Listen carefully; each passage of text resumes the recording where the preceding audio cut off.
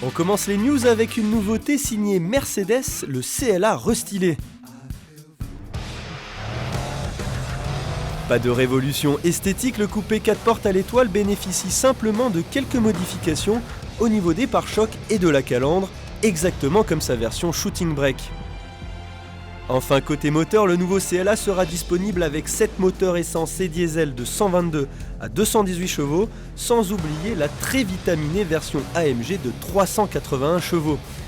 Le CLA restylé sera présenté cette semaine lors du Salon de New York, un salon que vous pourrez retrouver dans son intégralité dimanche prochain dans Turbo.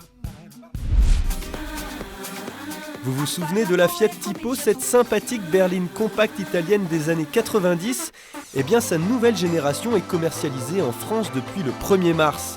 Vendue dans un premier temps dans une version 4 portes, elle affiche un tarif d'entrée de gamme ultra concurrentiel, 12 500 €. En attendant ses déclinaisons à Aion et Break, direction turbo.fr pour découvrir son essai complet. À ce propos, votre avis nous intéresse. Pensez-vous que la Fiat Tipo puisse battre les références européennes ? Votez quand vous le souhaitez sur notre site. L'équipementier monégasque Mecaplast veut faciliter la vie des automobilistes. La preuve avec son concept aux nombreuses innovations.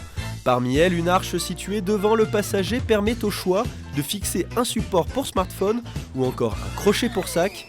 Mais plus pratique encore, le coffre est tapissé d'un tissu flexible qui permet d'accroître le volume de chargement alors que le plancher est désormais rotatif.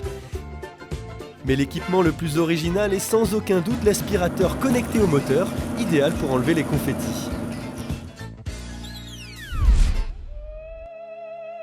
2016 est décidément une année très importante pour Lamborghini.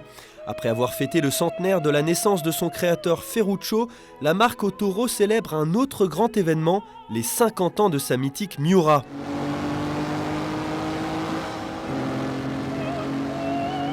Mythique pour plusieurs raisons, d'abord pour sa ligne à couper le souffle, mais surtout pour son architecture totalement inédite pour l'époque. Un V12 de 350 chevaux placé juste derrière le conducteur, et même 385 chevaux pour la version SV. Comme tout bon mythe automobile, la Lamborghini Miura coûte très cher, comptez plus d'1 million d'euros pour vous offrir un exemplaire. Ah, l'Australie, ses plages et ses surfeuses. Le pays idéal pour que les deux pilotes de l'écurie Renault F1, Kevin Magnussen et Jolyon Palmer, s'essayent à un autre sport plutôt original, le surf en monoplace. Cette vidéo promotionnelle a été réalisée pour fêter le grand retour de la marque aux losanges en F1, un retour qui a eu lieu ce matin en Australie. Espérons juste que les pilotes ne rameront pas autant sur la piste que dans ce clip.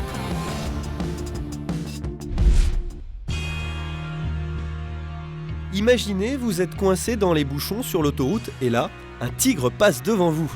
C'est la drôle de situation qu'ont pu vivre des automobilistes à Doha, au Qatar, la semaine dernière.